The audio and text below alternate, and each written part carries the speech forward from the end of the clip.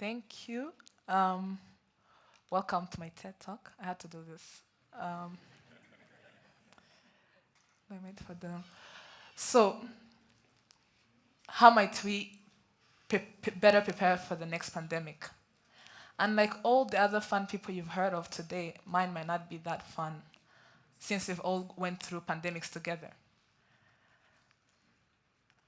In 2015, Bill Gates stood on a TED Talk stage, probably bigger than this one or similar to this one, and warned the world about our lack of pandemic preparedness.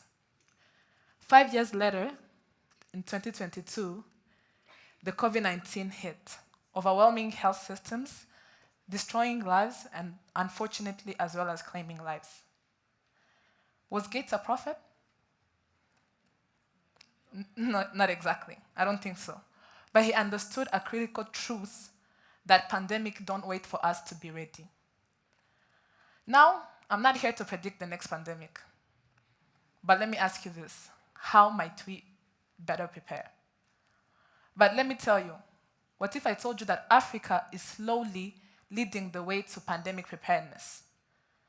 But still, do we have the right healthcare systems, the tools to act fast? Or might the next pandemic catch us unprepared again? So in today's talk, let's dive into how Africa is strengthening its health systems, investing in innovation, fostering partnership that could reshape global pandemic preparedness. Let's start with the foundation, the health systems themselves.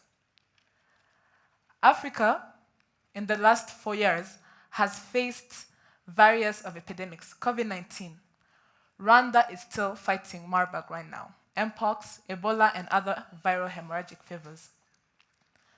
The biggest part or the worst part of these diseases is that they have a high fatality rate, and they might be potentially used as bioweapons. And again, sadly, contributing factors are things we might not stop, like human behavior, climate change, and globalization. And all this also still contributes to us having a shortage in the workforce of trained healthcare workers. And with these pandemics, our numbers are even going lower. Also, we still have limited infrastructure. An example is in West Africa, during 2014 to 2016, there was a severe Ebola outbreak that serves as a sobering reminder to all of us. With these cases, in the light blue, for the non-scientific people, these are the cases, and the deaths are the dark blue. That's almost 40% of the people who contracted Ebola died.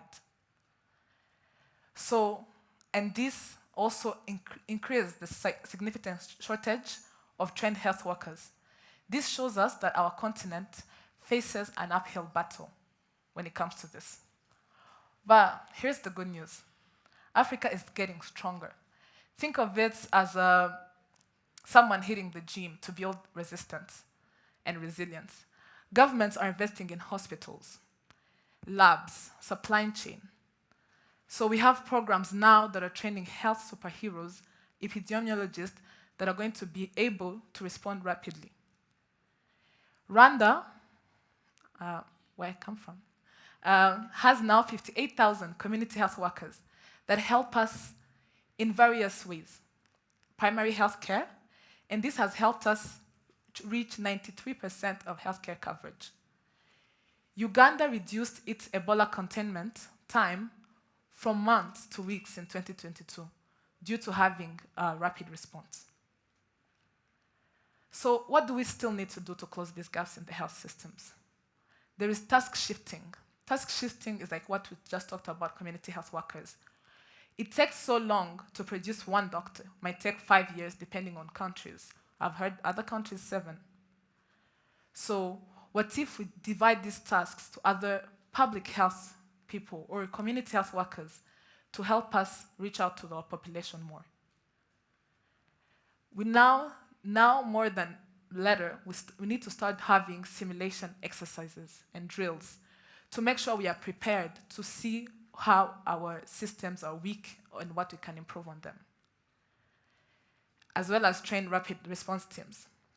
We need to strengthen disease surveillance systems, and this is something that has helped so far. So while stronger health systems are very essential, they alone aren't enough. So let's explore how research and innovation are transforming Africa's pandemic response. We invest, I don't know about so many other countries, but do you think your country invests a lot of money in national defense, military? Yes? But isn't health security just as vital? Pandemics don't discriminate. They don't discriminate if you have stronger economic status or borders. But, as I said, Africa is hitting the gym, so there's amazing work being done. There is vaccine production now in Rwanda that is aimed to reduce vaccine importation by 40%. Kenya tracked malaria mutations, reducing its malaria prevalence by 26%. Now, this is a topic that I even like more. Someone said using the resources we have. Uganda TEDx is a plant-based remedy that reduced COVID recovery time by 40%. Some call it indigenous medicine. I don't like to call it that. I think it's still medicine, could be herbal. But these are ways to tap in to make sure we invest in innovation on our continent using solutions on the continent. So, what do we need to invest in the future? Investing in medical reserves, including vaccines, protective equipment. What about herbal medicine? So many of our population still believe in traditional medicine. So if we would tap into the herbs that we have and all the what we have on the continent to make sure that our herbal medicine meets the modern regulatory standards, then we could innovate better for Africa. Innovation, though, thrives in collaboration. And Africa's growing partnerships are leading to greater heights. Someone said earlier about quoting African, so I'm sorry, Dami, for quoting a non-African person, but this is Dr. Paul Farmer, one of the best people that have inspired me to be in health. And he says that with rare exceptions, all of you most important achievement on this planet will come from working with others, or in a word, partnership. There's nothing we can do without partnership because pandemics don't respect borders. And neither should our response efforts be. So to truly prepare, Africa must move beyond isolated initiatives and now to foster deeper collaboration. Globally, on the global efforts, Rwanda was able to vaccinate 63% of its population through partnership with the COVAX. The East African community now has put out a fund of $1 billion of a pandemic fund, as well as train 1,200 trained workers to make sure we fight pandemics.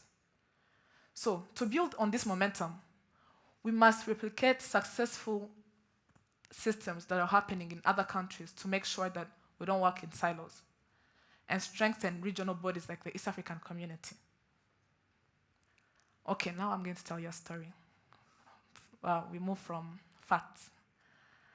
So, that's me, being a health worker. So during COVID, I was doing the normal routine. We had to go visit families, especially families that had people with COVID and also were experiencing higher risks. So when I got there, I knocked on the door as usual. We used to call so that they're prepared that we are coming. So when I got there, what they told me was, don't talk to us, talk to our house help. So I thought she had COVID.